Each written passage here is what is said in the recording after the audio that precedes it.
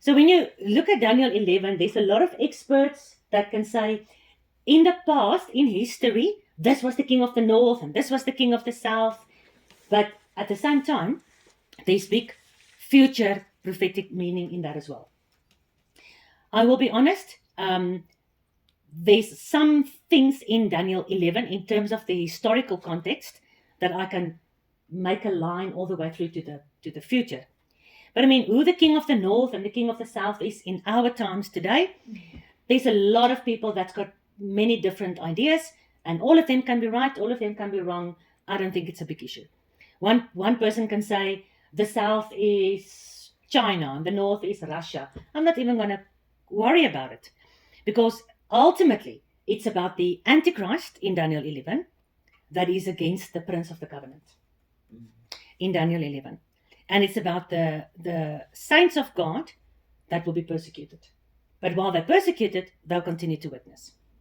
So it's interesting to look at the historical context of who all these kings and princesses and princes and wars and whatever it is. We look at that, and here and there we'll be able to recognize something that we can currently draw a line to our time. But maybe not everything. Yeah, but in the beginning it's not our time. It's not our time. In the beginning it is history, but we've learned this far over the last couple of years. Every historical thing has a prophetic meaning for the future. Every historic one. Because in Daniel 11, who are we to say verse 1, 2, 3, and 4 is past tense, verse 5, 6, 7, and 8 is future tense. Because in the same chapter, you've got definitely stuff that's future, although it happened in the past. It's something that actually happened. Okay. But yet, at the time of Messiah, years later, he said, when you see these things, then you must flee away. But he's talking about things that has already happened. So in this, simultaneously, he's talking about the past, and he's saying those things in the past is a prophetic picture of what's going to happen in your time. So we can't cherry pick what is to be left only in the past and the stuff we want to be relevant to the future. We normally, all of us that do Bible studies, we take everything is past, present, and future. Everything is physical and spiritual. Where we can make connections, we do. Where we can't, maybe next year we'll know more. So, Daniel 11 verse 1. Somebody read for us. Also, in the first year of Darius the Mede, even I stood to confirm and to strengthen him. Who's that? Daniel. Darius.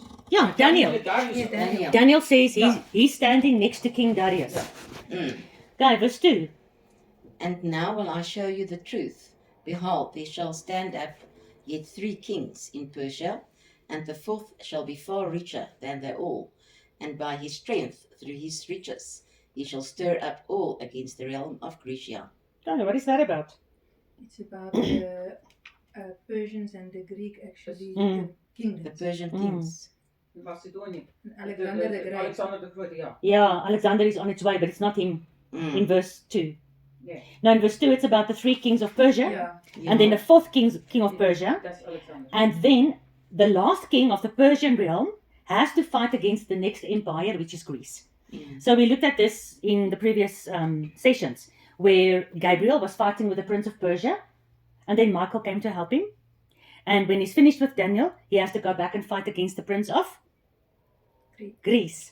Because the Greece empire was going to take over the Persian empire. But before something happens on earth, it happens in the spiritual realm. So the prince of Persia lost the war, and then the prince of Greece, it's his time to come in, as Daniel prophesied in Daniel 2, with the 4 empires. So these 4 kings, when you look at history, most people agree. The first king was Cambyses, the son of Cyrus. The second was Bardia. The third was Hystapes.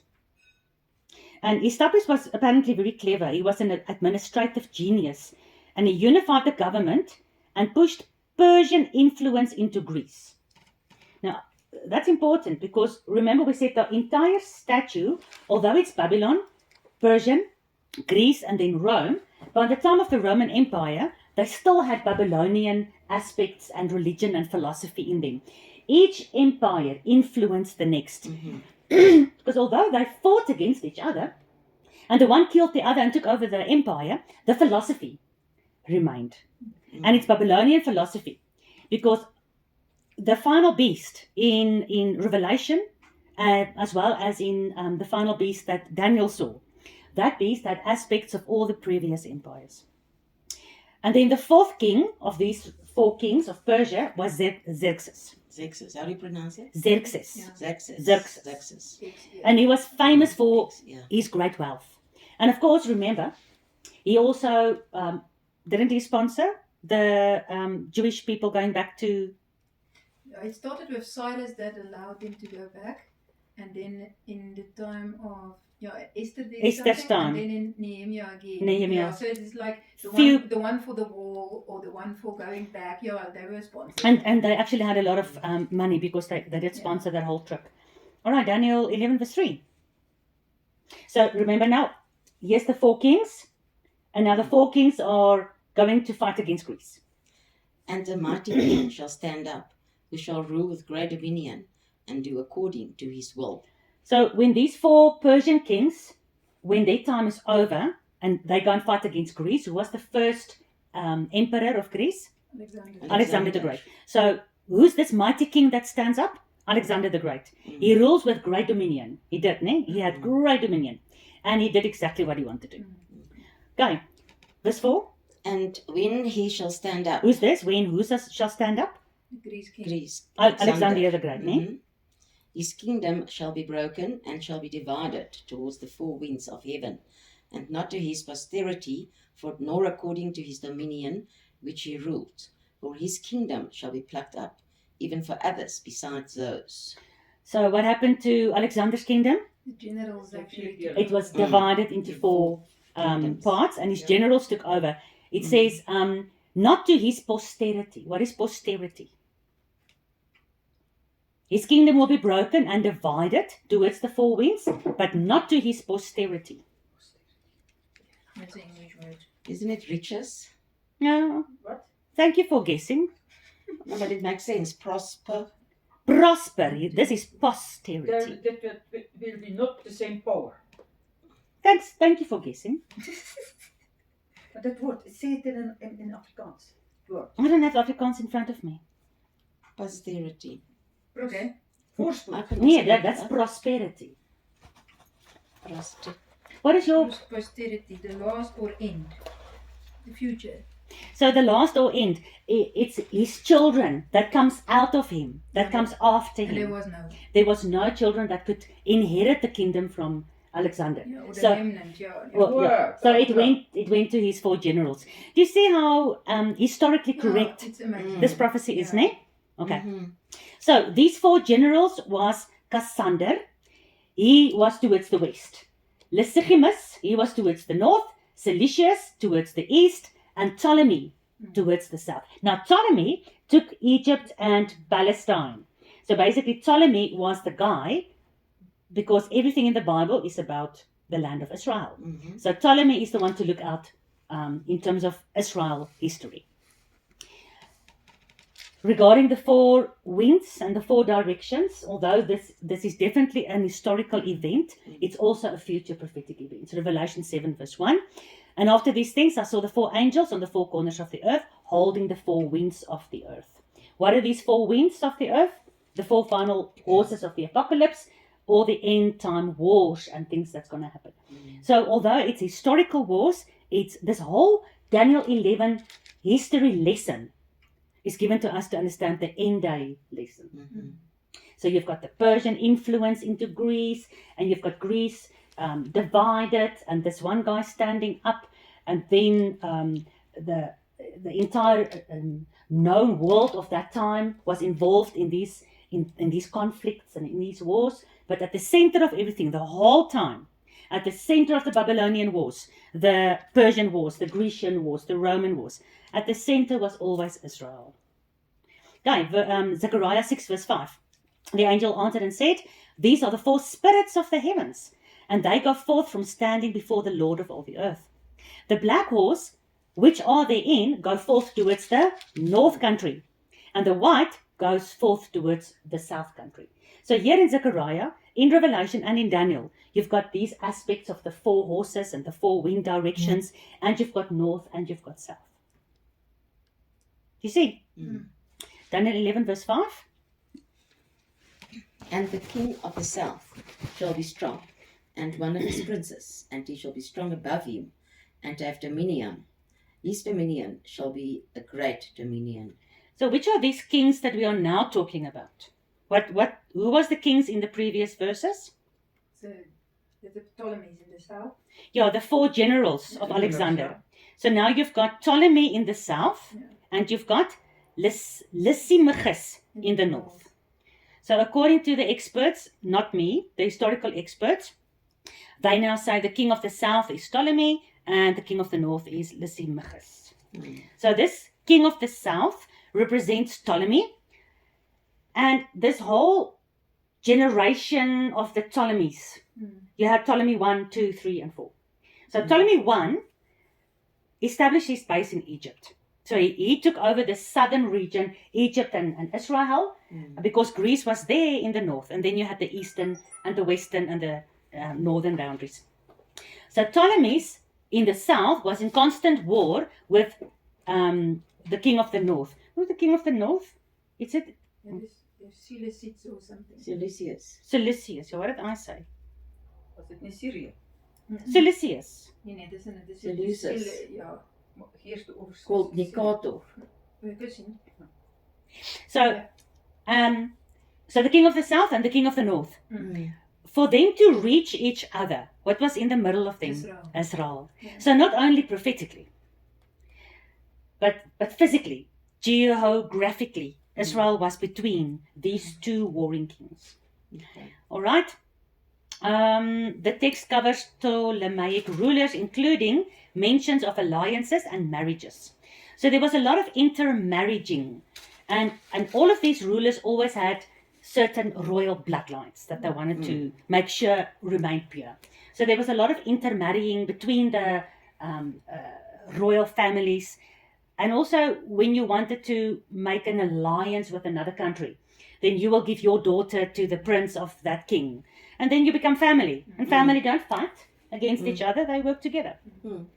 So let's look at some of these alliances in verse 6. Okay. Verse 6. And in the end of years they shall join themselves together, for the king's daughter of the south shall come to the king of the north to make an agreement, that she shall not retain the power of the arm, neither shall he stand nor his arm, but he shall be given She. up. But she shall be given up. She shall be given up, and they who brought her, and he who begat her, and he who strengthened her in these times. So here we read about the daughter of the king of the south, and that is Berenice, apparently, according to historical context, and Josephus, and all those people. So she's the daughter of Ptolemy II of Egypt. So their base was still in Egypt. He's the king of the south. So the princess Berenice from the king of the south got married to Antiochus II, the king of the north. And to seal this peace treaty, Ptolemy gave his daughter to Antiochus II. So this is not Antiochus Epiphanes. Yeah. Epiphanes. Ja, ek sê ook Epiphanes. All right, but she was murdered. Mm. She was killed. By the rival. Yeah. The rival woman. Yeah. So this history is very interesting. Tell us what you know about the rival woman. Yeah, that was the first woman, and she was not happy to see her, and then she killed her. The first woman of Antiochus. Yeah. Oh, what was her name? Can you remember? No. Okay. No. Why do you know this? Why? Yeah. How do you know this? Because I am reading books about Daniel. Okay. Yeah. Historical books. Yeah. All right. Yeah. You must tell us stuff if you remember something. Okay, I can. Yeah. Yeah, you must tell us more stuff. It's interesting. It just confirms the fact that Daniel is supposed to be in the Bible. Daniel was a true prophet, and Jehovah knew the end from the beginning. Okay, so I also like this. In the end of years, they shall join themselves together. That's prophetic. for the future. Mm. In the end of days, all these kings and princes and princesses, the whole world kingdom, is going to join themselves together. They seem to be fighting now, Mm. even here in Daniel 11. But very soon they're going to sit around one freaking table and speak lies. Same as with the world powers. They're all fighting each other, but they're all sitting around one table. Daniel 11 verse 7. But out of a branch of her roots shall one stand up, in his estate, which shall come with an army, and shall enter into the fortress of the king of the north, and shall deal against them, and shall prevail. So out of the branch of her roots. What is her roots? The south. Or the children. Your roots are not your children. Your roots are your ancestors. parents. Yes, your ancestors. Mm. So one of the branches of her parents. So it's not her son, it's her brother. Your brother. Because Yeah. from the same root come different branches. She's a sister, and so her brother was Ptolemy number 3. And he arose to avenge her murder. He invaded the northern kingdom, and he wanted to restore power to Egypt. So it's beautiful. Mm. Daniel 11 verse 8. Now, just to confirm, what all this means exactly for the end days, I don't know. Some of it we can pull through, but these Diana marrying King Charles. Yeah. But it is it's kind of to confirm. History is just confirming actually the truth of Daniel. The historical Yeah. text is Mm. proven by history. Yeah. Exactly. So it's lovely. Absolutely, yeah. All right, verse 8. And shall also carry captives into Egypt their gods, which their princes, and with their precious vessels of silver of gold, and he shall continue more years than the king of the north. Okay, who's this now? The brother now. It's the brother, Ptolemy number 3, ne? So he basically overpowered the king of the north, and he carried them captive into Egypt. Mm. He took their gods, their silver, their gold, that's what you do. If you conquer another nation, you You take. ransack them. Okay, verse 9. So the king of the south shall come into his kingdom, and shall return into his own land. So that's the brother, Ptolemy 3. Okay, verse 10. But his sons shall be stirred up, and shall assemble a multitude of great forces, and one shall certainly come and overflow, and pass through. Then shall he return and be stirred up even to his fortress. So the sons of this Ptolemy number 3 got stirred up, and they assembled a huge military force. Now, if you look at this thing of overflow, so it's like you come like a flood. This military force comes like a flood, and then you overflow. You destroy everything in your path, and you overpower everything in your path. Mm. So Isaiah 8 verse 7. Now therefore behold, Yahweh brings up upon them the waters of the river, strong and many, even the king of Assyria, and all his glory. And he shall come up over all the channels. He's like a river that goes over all the banks. And he shall pass through Judah, and he will overflow and go over.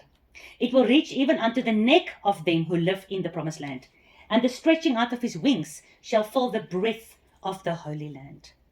So this overpowering force, first from Ptolemy and Egypt and Babylon, and later on Assyria, and then later on Rome, it was this continuum, it's like a wave after wave after wave over this land, Israel. Over and over and over again. Verse 11. And the king of the south shall be moved with Choler. choler, and shall come forth and fight with him, even with the king of the north. And he shall send forth a great multitude, that the multitude shall be given into his hand. Now, what do you read in that? So the king of the south fight against the king of the north with great multitudes, and the multitudes, he overpowers them. Mm-hmm. Okay? Verse 12. And when he has taken away the multitude, his heart shall be lifted up, and he shall cast down many 10,000s, but he shall not be strengthened by it. So you get prideful because you're so successful and so strong, and you keep on winning all the battles, and eventually you end up becoming a mass murderer.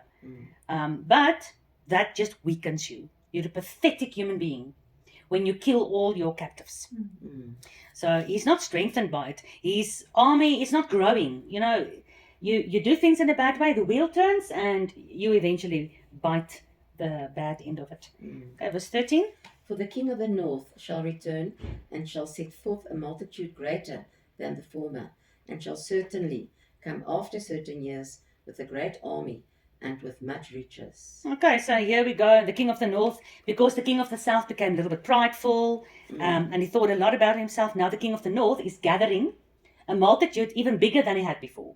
And he's starting to have more army and more riches, but it takes him certain years. So it takes a long time to build up your military and your finances again. Is it the Romans?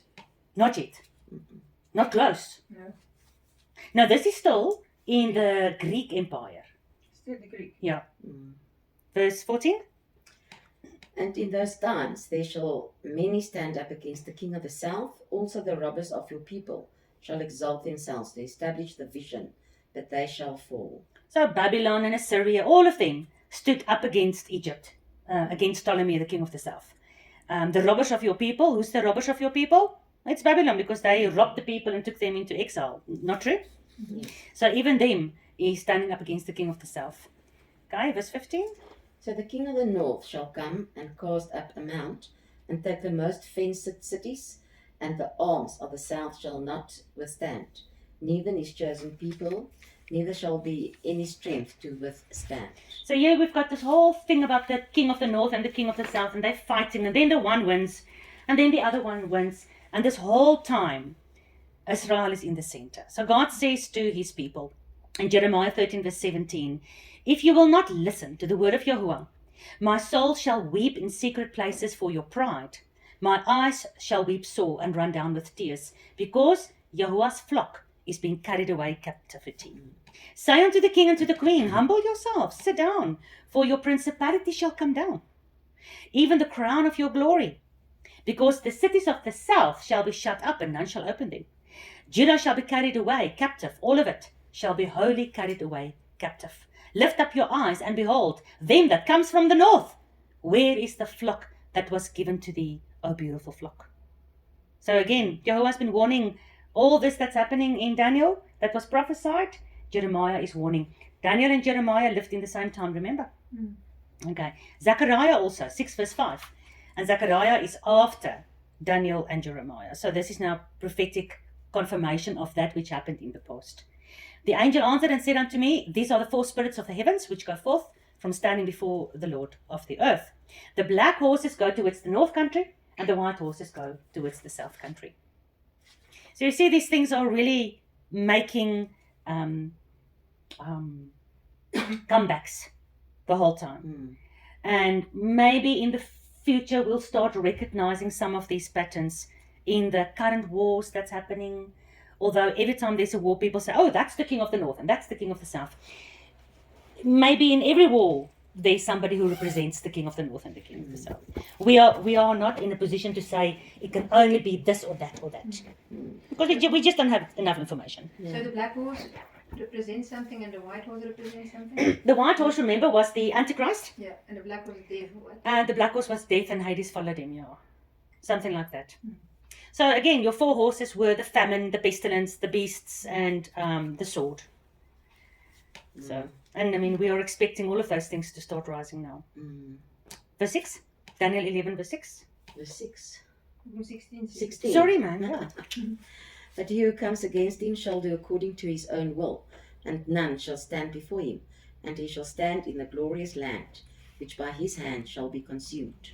All right, so who was the last king we discussed? It was Ptolemy III, the king of the south, and then he eventually fought against the king of the north, and although he won, and he sent his daughter, then the king of the north became stronger again, and he won the king of the south, and so this whole thing goes about. Now, these were all these Greek governors and kings and emperors and stuff.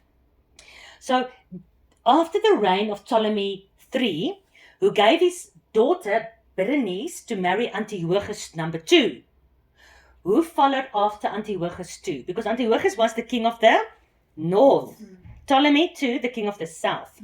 But none of them was actually inside the glorious land. What did you just read? He shall stand in the glorious land. So which of these Grecian emperors that took over in the succession of all these emperors actually stood in the glorious land. Antiochus Epiphanes. So, but he that comes against him. So Antiochus Epiphanes, who came after Antiochus II, is standing against the king of the south, Ptolemy, and he actually has his base in the glorious land. So read it again. He will do. Is it he shall stand in the glorious land? Yeah, just before that. Okay, and none shall stand before him, and he shall stand in the glorious land, which by his hand shall be consumed. Okay. Even before that, he will do. But he who comes against him shall do according to his own will. So he's going to do according to his own will. He's going to do whatever the hell he wants. And no one will stand before him. So he's going to be very successful. And he is a military leader. He's got money. He's got power. He's got a great army. And he's now where? In the promised land. He's in Jerusalem. Judea, Yeah? yeah. He's in Judea.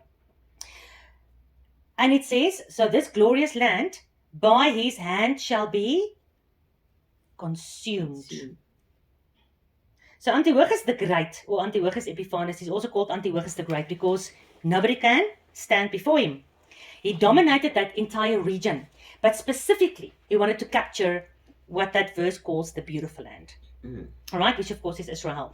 He was holding total control, but specifically he wanted to consume this kingdom of David, because David was this amazing king. Where in the Bible do you read about that happened?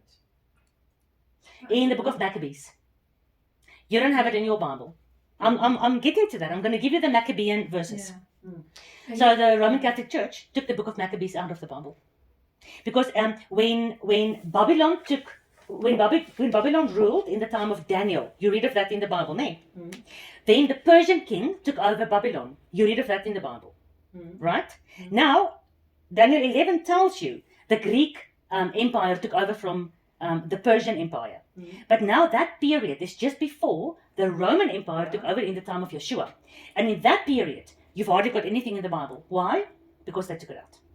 But that's the ask your Roman Catholic Pope. Go ask him. He's not there anymore. Exactly. Because they don't like what is written there. The book of Maccabees is everything that's going to happen exactly the same in the end days.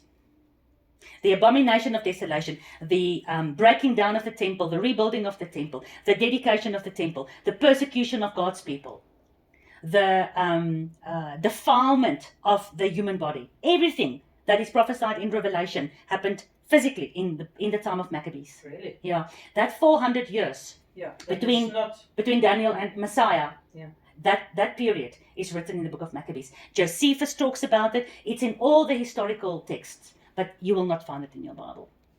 Yeah, well, it depends what Bible you buy, because these days there are many Bibles that has these books in, because people have woken up quite a lot. So Epiphanes the Great.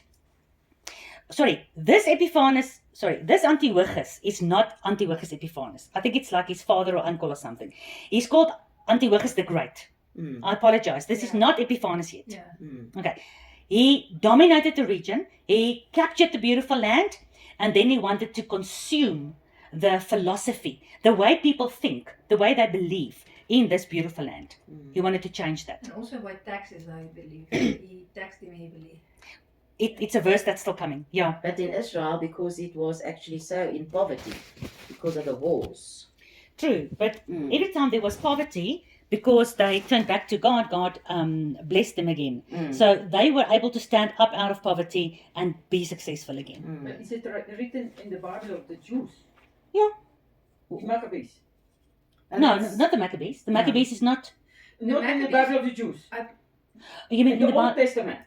No. No. The Jews have all the books. Remember, the Jews' Bible don't look like your Bible. In the Dead Sea Scrolls it is. It's all over. Yeah. So remember, the original Bible wasn't a book. It was a lot of scrolls. Yeah. So these people had all these scrolls, and a lot of those scrolls were put into the Qumran caves, Yeah. including the Maccabees. So everyone knew about them. Okay. And it's called the Book of Maccabees because during that period it was Judah Maccabee. Judah Maccabee and his 4 brothers and his dad, and they were fighting. But do the Jews have a book? No. Yeah, Yeah, called Maccabees. Yeah. Yeah, Do they read it? I don't know. Where? you can read it. You can download on the. No, I can give it to you Yeah. now. Bring me your memory box, I'll download it for you. Yeah. Yeah, Beautiful. but do they have a book as us that we name the Old Testament? Do Tanakh. they have that? Yeah. In their, what they call Tanakh, which is our Old Testament, right? If I take the Tanakh as it's compiled at the moment, it doesn't look like the book of Maccabees is there. But the Jews will tell you, Maccabees, Enoch, Jubilees, Yasher, all those books are part of the writings of God. But it's all more historical context. So whether they read them or not, I'm not sure. Many of them do read it, and it gives you very, very good information regarding the culture of the time, the historical confirmations of what the Bible prophesied about, and it also gives a lot of prophetic warnings and promises and telling you how it's going to be again in the future. Nothing new under the sun. So today, the Jews know about the Maccabees. I mean, they celebrate Hanukkah. We can all celebrate Hanukkah. Yeshua celebrated the Feast of Lights. Hanukkah is that 8 days where after Antiochus Epiphanes slaughtered the pig in the temple, the abomination of desolation, right? Then Judah Maccabee came and they fought against the Greeks and they purified the temple again, but there wasn't enough oil for the menorah. So they only had a little bit of oil, so they poured it in, but that little bit of oil lasted, according to the legend, the entire 8 days. A little bit, John. That's why the Jews still today, after 2,000 years, even at the time of Yeshua, they were celebrating Hanukkah. Have you heard about Hanukkah? Yeah. And So- the menorah is also not the same. Yeah, it's an eightfold It's an menorah. eightfold menorah, yeah. So the fact that you have heard about the Jews celebrating Hanukkah tells you the Jews knows about the Maccabees. Because it's an historical event that caused Hanukkah to happen. Cool. Verse 17. Okay. He shall also set his face out to enter with the strength of his whole kingdom, and upright ones with him. That shall he do. So, sorry, let me quickly stop you there. So this is now Antiochus the Great. He will set his face to conquer the whole kingdom, and upright ones with him. What does that mean? Well, if you read the book of Maccabees, it will be a little bit clear. I'm not sure in the storybook that you read. Did it tell how this entire Antiochus wave, this Grecian wave, took over the Holy Land? And they're very clever. They don't necessarily go and conquer a successful land just by killing everyone. No, they brought their culture into the Jews actually, and some, what do they call it? Hellenism. Hellenism, yeah. So he kind of introduced Hellenism. Yeah, but here specifically, he's got upright ones with him. So the upright ones of the Jews. And we'll actually get to the rest of the verses now. So the Pharisees. Like the corrupted ones. So the upright ones, your leaders in your community. So today, if the I don't know, if the communists wants to come take over, or the aliens want to come take over Dilstrom, what are they going to do? They'll go to the mayor, make the mayor an alien, give the mayor a lot of money or whatever. You know what I mean? And all the pastors. So people that can influence them. Your influencers will then stand with this enemy and convince all the people, just, accept this now. It's the best. It's for your greater good. So that's what they did with COVID. They just got the influencers, the celebrities, the doctors, the churches, the presidents, and the doctors and whatever. They just got them to tell the whole population it's for the It's greater like false teachers. false teachers. Yeah. So when you read the book of Maccabees, it actually tells you a lot. It goes into the fact that the Jews were corrupted by Antiochus to corrupt all of Israel and bring them into this Grecian empire and to accept the Grecian philosophy. Okay, sorry. Read verse 17 again from the beginning. He shall also set his face to enter with the strength of his whole kingdom, and upright ones with him. That shall he do. And he shall give him the daughter of woman, corrupting her, that she shall not stand on his side, neither be for him. So apparently, even according to Josephus, the king of the north, this Antiochus the Great, he wanted to seize control of Egypt, the king of the south, by giving his daughter Cleopatra in marriage to the young Egyptian king. This is now Ptolemy number 5. We had Ptolemy number 1, 2, 3, and now we are at number 5. So he wanted to infiltrate his daughter into the bedroom of the king to try and overthrow the king of the south. But it didn't work out. All right. But she was very young as well. I don't know. I'm just not that interested enough to go read more. I'm busy now with Revelation. So. Yeah. Verse 18. But if you Okay. know something, tell us. I mean, they even the original Cleopatra from Egypt fell in love with Alexander the Great. They had an affair and whatever. I mean, there's movies made about this and books written and whatever. So these. There's a couple of Cleopatra. So the Cleopatra, we're thinking of Caesar, is another one. It's a little bit later. It's 8. Yeah.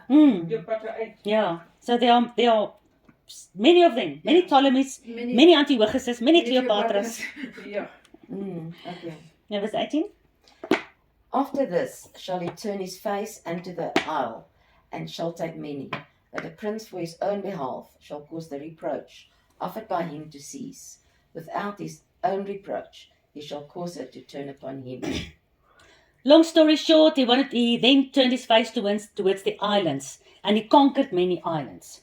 But a prince for his own behalf will cause the reproach offered by him to stop. So the reproach, or he's approaching and he's taking over, and he's people being against him, whatever.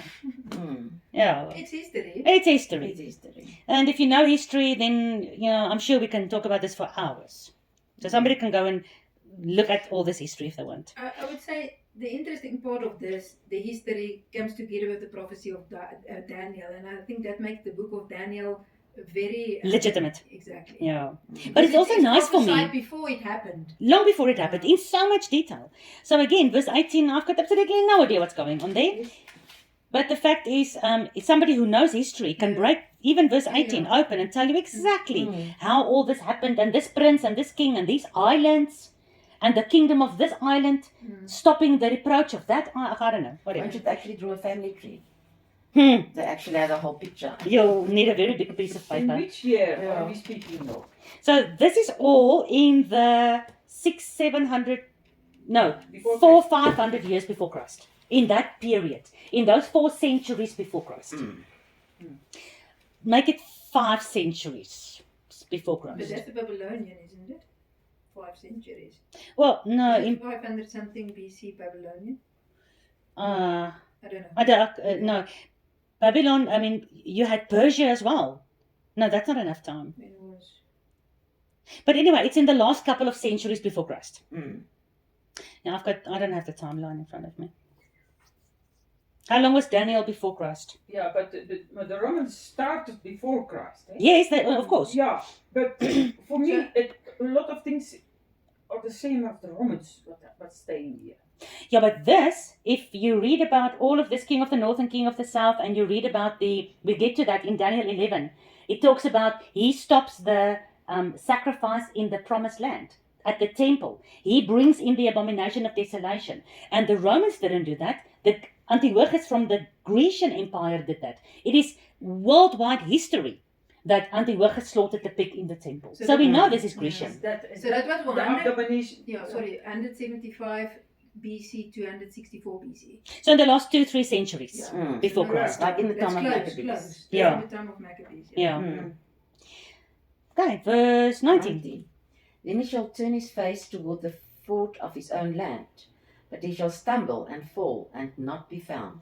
So after all his effort and war and this and that, eventually he wanted to return to his home, but then somebody threw him into the sea. He was not found anymore. Gone. Gone. You work your whole life for absolutely nothing. There was a lot of assassination. Yeah, just to get a knife in your back, most probably from your own son or your own brother. If you read Maccabees, you can follow that here. Yeah. You'll get a lot of it. Yeah. I'm going to show you now. Mm. Verse 20.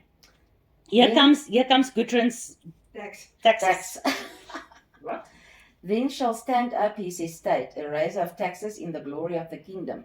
But within few days he shall be destroyed, neither in anger nor in battle. So after, where were we now? Antiochus the Great. Mm. So after him, Seleucus Philopator. He was in charge, but he physically only reigned for a few days and then he was assassinated. But yeah, he brought up the taxes in all the empire very, very high. Yeah. So we see Yeah. that kind of philosophy all the way through even during the time of Babylon. Remember, Nebuchadnezzar took half of Israel into captivity, but he left the other half, and he appointed the king of Judah over them, as long as they paid their taxes. Yeah. And eventually the king of Judah went to Egypt to make an alliance, and then they stopped paying taxes to Babylon, and then Babylon said, okay, you don't want to pay taxes, let me come and destroy your land, your temple, I'll take all of you, and I'll kill you, and I'll kill your sons in front of you. Yeah. So taxes was a big thing all over the place, since the beginning of war. Yeah. So this guy, Seleucus, he raised the taxes, but then he was assassinated. Daniel 11:21. And in his estate shall stand up a vile person, to whom they shall not give the honor of the kingdom, but he shall come in peaceably, and obtain the kingdom of flatteries. So let's break it down. In the place of Seleucus, after Antiochus the Great, stands up a vile person. What is vile? Terrible. Yeah, vile sounds very much like bile. What is bile? Bile, it's like, Oof. Bad person. Oh, bile. yeah, like green stuff. That green stuff that you want to vomit. Yeah. It's the very most bitter acid out of your stomach and out of your gallbladder and whatever. Very, very bile. Evil. Very evil. Verachterlijk. Verachterlike man. Yeah. Ja. Yeah, he's disgusting. Sexually immoral. He's bestiality. He's the most vile, pagan, sacrificing, murdering, enslaving, disgusting human being. Devil. Hy's 'n flippin' skurwe duivel. Ja. Yeah. To whom they will not give the honor of the kingdom. So he was kind of in charge, but yet not totally in charge. And he will come in peaceably. So he's going to come, peace and prosperity. No? Like the Antichrist, but Nee. it's not the Antichrist. But how will he obtain the kingdom? So they don't give him the honor of the kingdom, but he comes in with peace, and he gets the kingdom by Flattery. flattery. What is flattery? Nice Player. talk. Flyer, nice talk, lies, deception, corruption, bribery, nepotism, whatever. Deceitful. Deceitful. Also. So this is Antiochus number 4, Epiphanes. Epiphanes. Epiphanes, yeah. He sees the Seleucian kingdom. So remember, Seleucus was the guy that raised the taxes. So he sees the Seleucus kingdom through intrigue and flattery rather than being the royal descendant. He had to basically find another way. He wasn't in line to inherit the kingdom from Seleucus. So he had to find another way. And it was this whole typical Manipulation. political manipulation. Typical. We still have today. Yes. He's characterized as a crafty, contemptible ruler who reigns and gains his power with deceit. Now, Antiochus Epiphanes, Kom ons sê Epiphanes. Epiphanes. Okay. I know there's a better word. What is Epiphanes? That That's is his like name. surname. Epiphanes. A surname. Epiphanes. Is it Yeah, Epiphanes? you pronounce it Epiphanes. Okay. Epiphanes. Yeah. Antiochus Epiphanes. But that's a name that they have. It's his name and his Yeah, surname. but you don't know what it means. Look what it means. I don't know. That'll be interesting. Let's look at what it means. Because there are meaning in names. Yeah. It's the first one with this name. No, Antiochus, this is number 4. This is. He's number 4 from all the Antiochuses. Yeah, but what was the first one also Epiphanes? No. As far as I know. So All of Antiochus was a I'm common, not a historical expert. Yeah. So Antiochus was a common Greek royal name.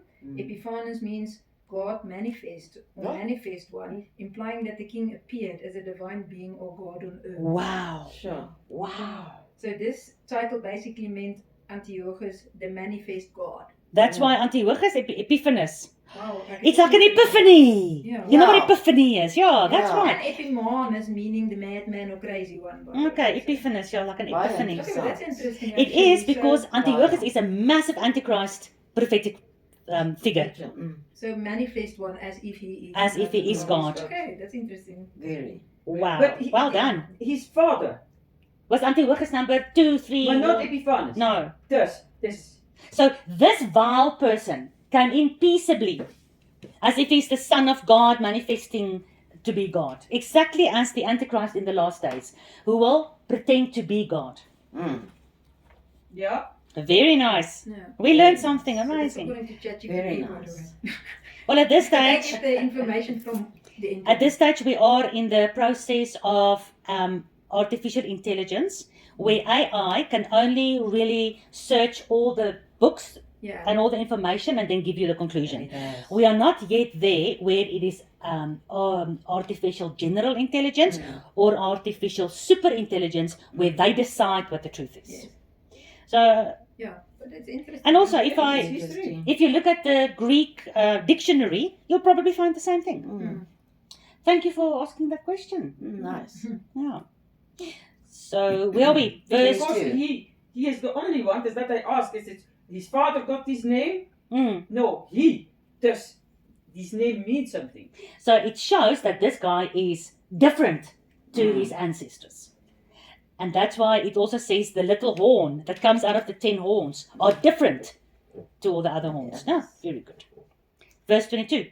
And with the arms of a flat shall they overflow from before him, and shall be broken. Yes, also the prince of the covenant. So again, like in Isaiah, God will basically allow his people to be over flooded. Flooded. Mm. So, and here Antiochus is also coming with a huge military and whatever, and he just flattens everyone that stands in his way, and he conquers everything. En my vertaling zegt, al is zijn natie klein. That's in the next sentence in my Bible, yeah. Ja, Although he's small. Where was it? With few people. where was that? I don't know, what do you mean? Where was it? Which nation was the name? What was the Well, name? this is a Grecian king. Yeah, maar his natie is not small.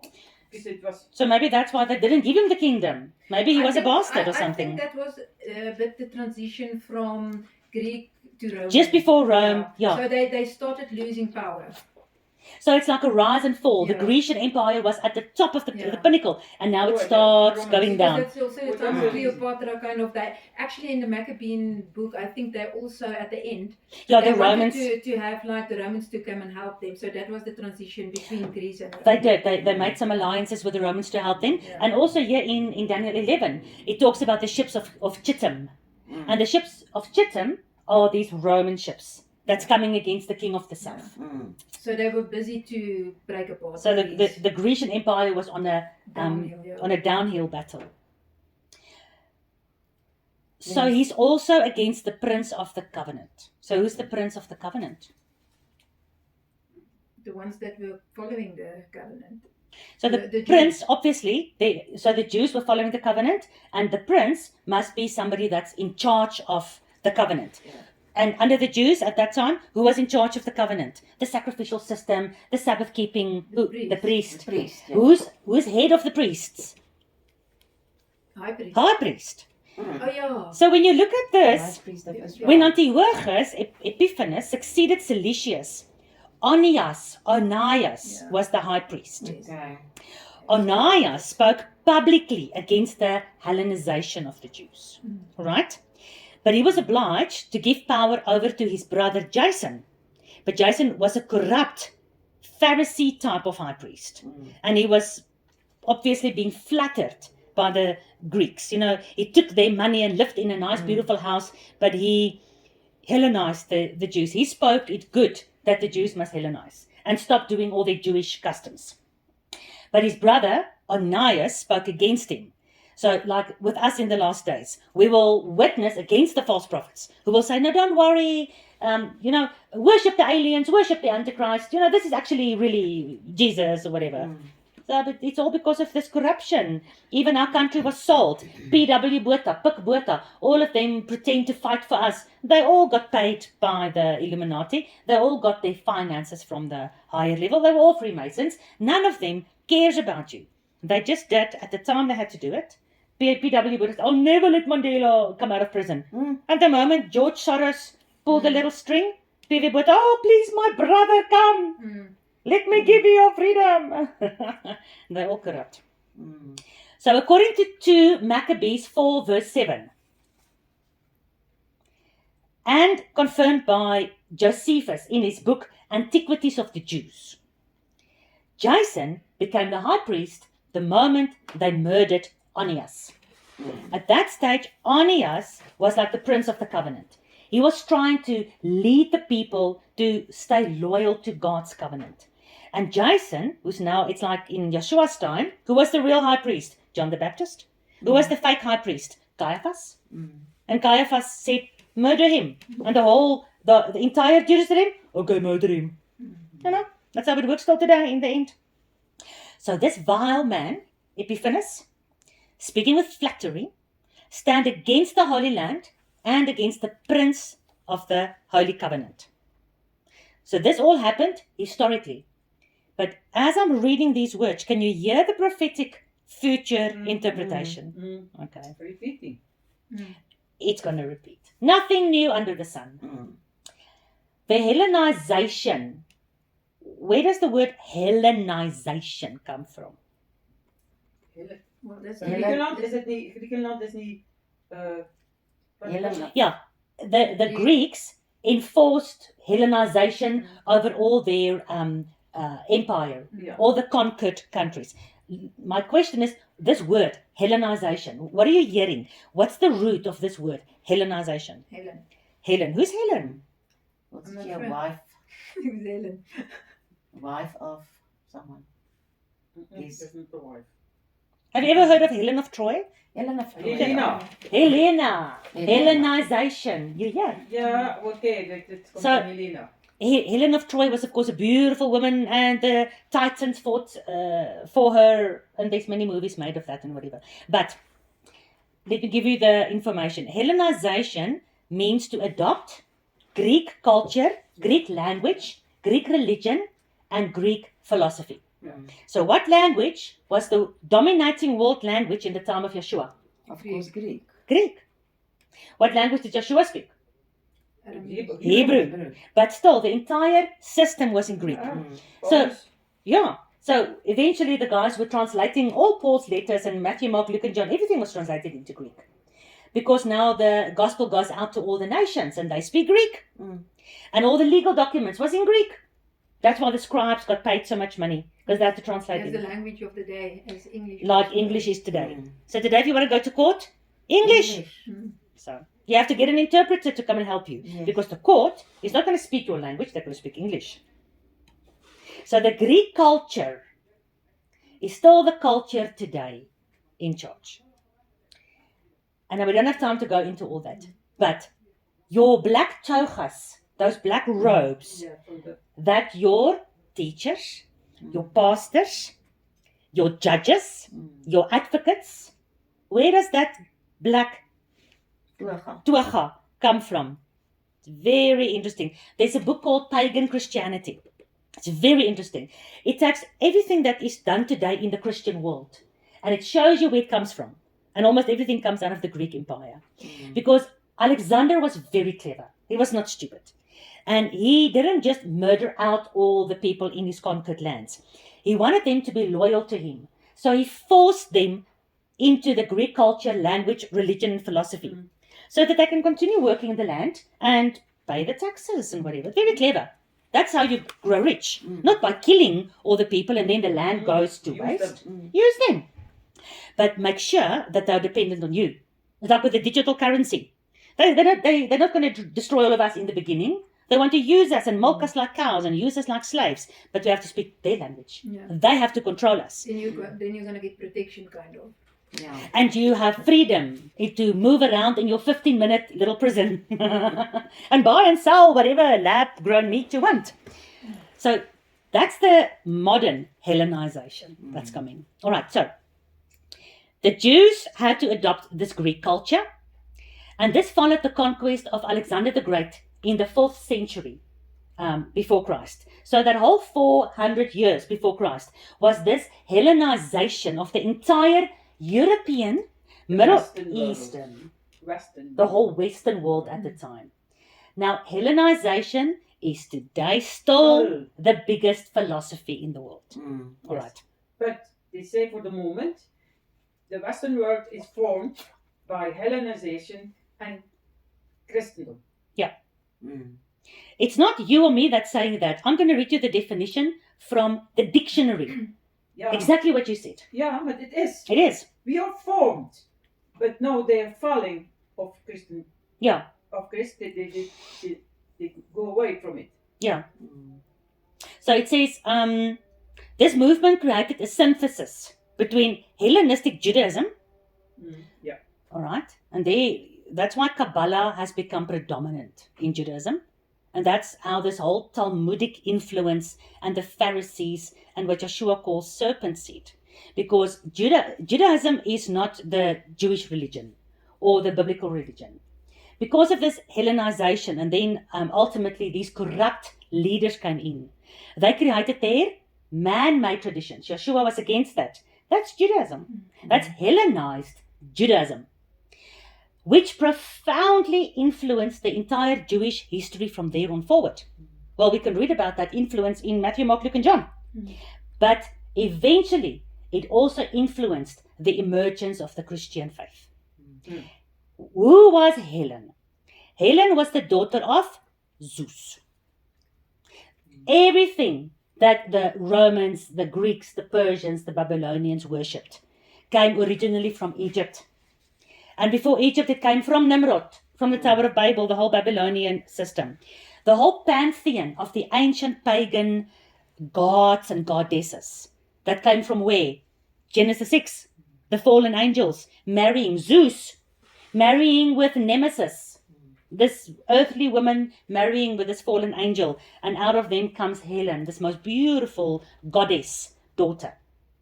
And Helen was hatched from an egg. So when you look at all the paintings of Venus, where does Venus come out from? The skull. The skull. Out of a shell. Shell. And the shell opens up. So it looks like sometimes it's an egg opening up, sometimes it's a shell opening up, and she comes out of the sea, because Zeus is also Poseidon, and it's disgusting. Poseidon was making love to the sea, and then the foam brings out Venus, the goddess of love, right? And that's why today in the Roman Catholic and in the Christian church, they will take in many Christian churches, but especially in the Roman Catholic, you know this, they'll take a shell when they baptize the babies with the water. Yeah. Where does the shell come from? It's paganism. Yeah, from the sea. It's the Hellenization. Listen, all these gods done it? They have done something.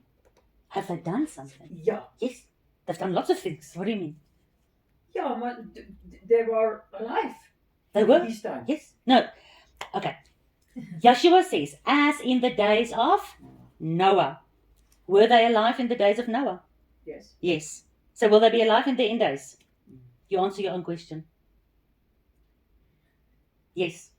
Thus they will be alive as in the time of Noah. That's demonic spirits, I think. It's like if you have a statue of Zeus, you think, okay, now you worship a statue, but actually behind the statue is demonic things. That's how I see it. Sure, but you had that all the time. In the time of Paul, he says behind every statue there's a demon.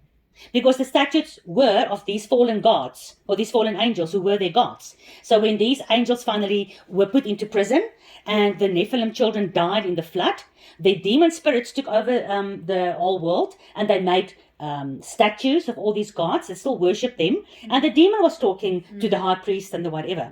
But it has happened since then all the way to today. In the last days, it talks about it will be exactly as in the days of Noah. Where do you think will all the deception come from? If the gods of Genesis 6, if there's not going to be a repeat of not Genesis 6, but those gods again in the end days. The Bible specifically talks about the mixing of man and machine, but also the mixing with the fallen angel philosophy, the seed. Why do you think the whole genetic movement, the transhuman movement, CERN opening portholes in Switzerland, why do you think the governments are doing all these things? Do you think it's for science? It's already. It's very strange when you see that and you don't believe that. What's happening? They are preparing for the Yes. repeat of the days of Noah. Do you see how the Bible Who is they? astonishing? Yes, these gods then who are doing that. Well, it's in Yahuwah's plan. It's in His will. He prophesied it. Who's they? The kings of the earth, the rulers of the world. Just like in these days, it's the princes in charge. These 10 horns or the 10 toes of the statue of Daniel, they're in charge of the world. They allow all of this, but they are ruled by the principalities in the air. It's because the Instead of world peop- powers at the yeah, moment, but they're because the ruling people world. don't believe in God anymore, the real God, and the place these guys come back. And now they come back and they say, we are actually your gods. Go to But they are real ancient... gods. Eh? They are real gods. Yes, go to ancient Egypt, go to ancient Israel, go to ancient Babylon. Go check all these Yeah. pictures in the caves. Go look at all the You pictures. can understand We that lived. people believe in that. Yeah. Because there is not a real God for them. But besides that, these beings appeared. The Indians, the who's those people in South America? Peru. The Peru. Peru, The Mayans. the Mayans. Yeah. If you look at all these ancient religions, they all have the same pictures. They all have the same stories of the gods coming out of China heaven. with all these- The ancient aliens. The Bushmen. So the Bushmen, they have them, the shamans. So now they come and say, we have returned. We are real. We were here 6,000 years ago. Remember the Bushman signs? We are back to save your world because you are destroying planet Earth with your climate change and all your corruption. We're going to bring in peace. Shanana. No, not. And the whole world will start. Following. Were you were last night on the Revelation. In the last days, the people will doubt if God actually exists because, hey, here are our gods. We see them with our own eyes. But I find that at school as well. People who were Christian, sort of doubting. Because first of all, they don't read their freaking Bibles. Yeah. Secondly, you watch one video. You watch one Hollywood movie. We talked about it last night. Mm. I posted the trailer of that movie Mm. called Disclosure. Disclosure. Mm. The movie is coming out in June, right? Where the governments will have no choice, but they will have to disclose Mm. all the conspiracy theories they've been hiding, that this world was actually seeded by aliens. And they've been hiding in Area 51 and the Roswell Yeah. cases and all that. And but you know, that's not even the worst. The worst is all the evidence that the people are going to bring to prove to you that the Bible has been written by men that was actually influenced by these gods. Just to make sure that, you know, this earth can actually operate. There isn't really a Jesus or a God. Jesus is an ascended light master, just like Buddha and Muhammad and whatever. But there isn't really a God of the Bible. There isn't really no religion is actually from any God. It's all just structures put in place to keep you guys all aligned. Mm. All right? Give me a second. I wanted to say something. I forgot. But anyway. Ultimately, as Albert Pike said, when they planned the 3 world wars,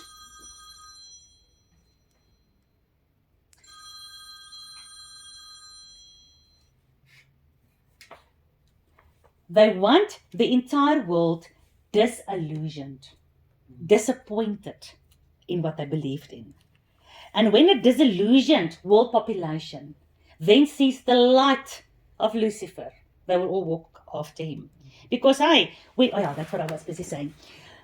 So the entire philosophy, this new age genetic superiority philosophy that's coming, is very convincing. What are these called on the sides of your head? Slapen. Oh, your temple. So what is inside your skull? The brain. No, these are called temple. So what's inside your brain? Yeah. It's your temple. This is the most holy place. And then you've got the holy place and then the most holy place. Because it's your The brain. third eye. Yeah, the third eye is the most holy place. So The chakra. we just told you, the chakras, we just told you that there's a God on the Ark of the Covenant in the most holy place. But actually, you have to realize that you are God and this is the temple. This is the sanctuary. Your Bible says my body is the temple. And here's the holy place and here's God in your pituitary gland on the Ark of the Covenant, on the throne. You realize now, with the help of the light of the enlightened You're one, the God. you're the God. Yeah. It says already. Exactly. In the West, they think they are God. Do you understand why people will lose all their faith in the Word of God? Yes, they are busy there. Exactly. Yeah. So is any of what I'm saying a surprise to any of you? No. No, not It's at all. happening. Not at all. So the Hellenization is a physical female goddess that lived. The Bible calls her the Queen of Heaven. Ishtar. She is a Babylonian, Egyptian, Greek, Roman, Persian Everything. female god. She's also called the Mother of Christ. She's called the Mother of Christ because Christ in this New Age Hellenized religion is Tammuz, the enlightened one. And the Mother of Christ is the intermediary between the Almighty and man in the Roman Catholic system. Yeah, the Catholic. Catholic. And if you look at the entire world system, most religions, including Christianity, is following Easter on Ishtar's holy days. And there's eggs involved. You understand what I'm saying? Where does all these Hellenized traditions come from? Most of us leave these traditions behind. But do you understand where they come from? Yeah, okay. Yeah, but also in the black communities, they take also the Christian, the God of the Christians with them. But even and if you... the West has also done that. True, but even if you go in the African culture and you speak to old enough of them, the elders, and they tell you legends of the African mythology, you'll get the same mythology as that you got from the white people in Europe. Because what happened at the Tower of Babel and that whole religious system that existed, everyone has that basic knowledge. From there, they went into all the parts of the earth. So every nation and every country and every culture today have the same origin. But along the way, it became twisted. They all have Adam and Eve. They all have a garden. They all have a serpent. They all have a flood. They all have their gods. Where did they get them from? Genesis 6.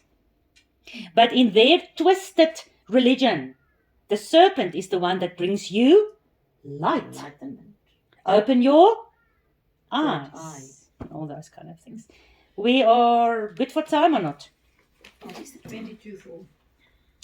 Okay. Verse 23. Daniel 11. Oh yeah, we're still busy with Daniel 11. We just remind for the video also.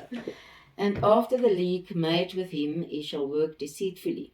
For he shall come up and shall become strong with a small people. There's your small people. So this is Antiochus. He will work deceitfully. Okay, verse 24. He shall enter peaceably even upon the fattest places of the province, and he shall do that which his fathers have not done, nor his fathers' fathers. He shall scatter among them the prey, and spoil at riches. Yes, he shall forecast his devices against the strongholds, even for a time. Time and half a time. Very nice. So peaceably, with all peace and prosperity and security and whatever, he goes upon the fattest places of the province. What's the fattest place in Israel? Jerusalem, dripping with oil, the olives, and all the riches of the Holy Land. And he will do that which his fathers have not done, because he's vile like nobody else before him. But I don't have enough history on Antiochus to know exactly everything he did. I could just read about what he did in Maccabees. I mean, it's horrendous. Eh? He was terrible. So there was probably Greek emperors that was bad. But Antiochus, The worst.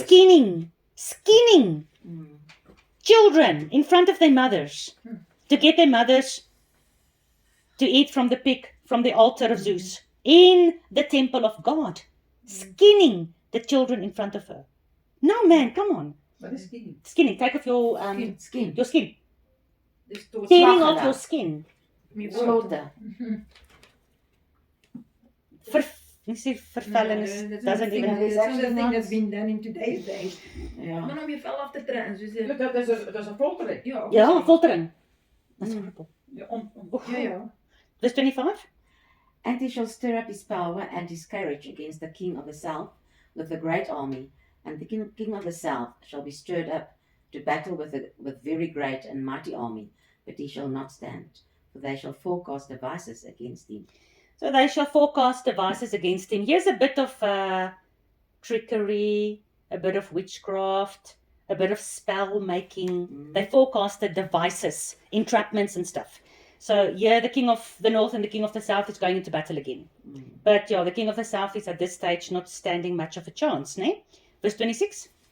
Yes, they who feed of a portion of the meat shall destroy him, and his army shall overflow, and many shall fall down slain. So he actually got nailed by his own people. They who eat meat with him, they were actually the ones pushing a knife into his back. And that's why he was destroyed. Verse 27. And both of these kings' hearts shall be to do mischief, and they shall speak lies at one table. So let's stop there. So both of these kings, the north and the south. And remember, Yahweh doesn't care about Egypt and Greek, and he cares about his people. But he's painting this entire picture for us to make known to us how Israel is caught in the middle then in history, but how it will also be in the end days. So these kings, today you see them, one with a blue tie and one with a red tie. And the one tells the other one is bad, and they make war against each other, and they're fighting each other. But verse 27, both their hearts are to do evil, and they speak lies at one freaking table. The United Nations and the League of Nations and the World Economic Forum, they all, and thereby Davos, they all fly there with the private jets, while you may get your cows to stop farting for climate change. But we can fly in our private jets to Switzerland. Yeah. So, and then they sit around one table and they speak what? Truth? Lies. They speak something, oh, let's do this for the betterment of the world? Or do they speak lies? Will their lies and all their gathering around one table while it looks like they're fighting each other, will it prosper? I don't know. Read what Daniel says. Okay. So we carry on, and they shall speak lies at one table, but it shall not prosper. So will it prosper? No. It shall not prosper. For yet the end shall be at the time appointed. The end shall be at the time appointed. Time appointed tells us the end is not yet. This two kings and their mischief and their lies, it's not fulfilled in full yet. It's for a time yet appointed. It's also prophecy Come here later. for the future, that. Huge. I just told you. Biden with his blue tie and Trump with his red tie, looking like they're fighting. Trump fighting with Ukraine and we're fighting with freaking, I don't know, what Iraq. Iran is also Iran. here. Exactly. Happening Persia. today. Yeah. Okay, verse 28.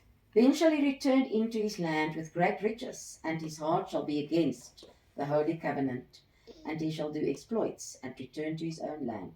What's the Holy Covenant?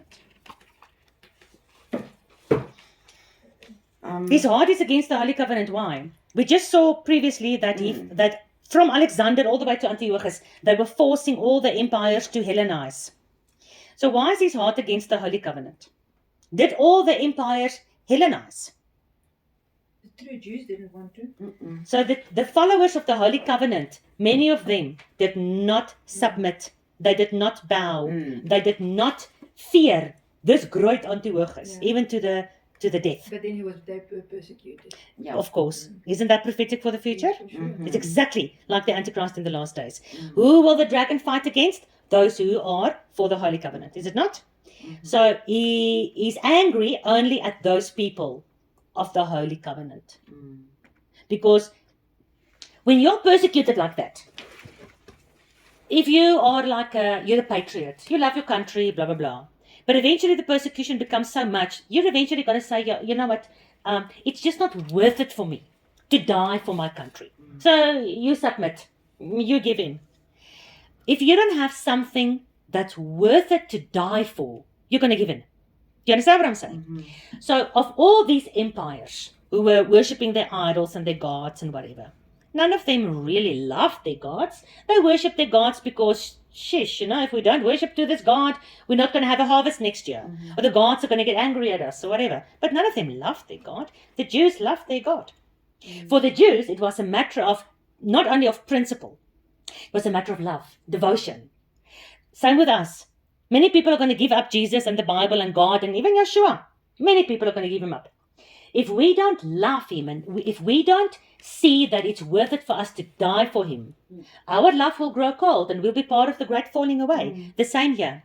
And Antiochus didn't have to fight against anyone because everybody was bowing before him. He only had to fight against those people, those stupid people. They don't want to bow before me. Let's kill them. Same with the Endos. And the Endos, as we're not going to have time today, we'll finish next week. We'll go through the rest. In the Endos, the biggest fight will be against the people who's going to stand on the principle of the God of Genesis, the God of the Bible, and his word, Yeshua. So, Daniel 11:28, his heart is against the Holy Covenant. Let me read for you Isaiah 10, verse 23. For Yahuwah Elohim of hosts shall make a consumption, even that which is determined in the midst of the Holy Land. So, it was warned, Yahuwah warned them, I'm going to let you be consumed. Therefore, thus says Yahuwah, O my people who dwell in Zion, don't be afraid of the Assyrian. He will smite you with a rod. He will lift up his staff against you, even the way that Egypt did. But don't be too scared. Yes, you'll be consumed, but I will save you again. So we have that recurring promise as well. Don't be afraid of the Syrian. Actually, I think he was from Syria. Antiochus. Yeah. The Assyrian. Yeah, is there now also a synonym for the Antichrist? Kind of? Huge prophetic picture. And I wonder whose grave was found in Baghdad. But anyway, Daniel 11:29. You were asking about the gods of the Endos. Well, you must do the Revelation studies. We'll get there. Through thorny ways leads to a joyful end. Be still, my soul.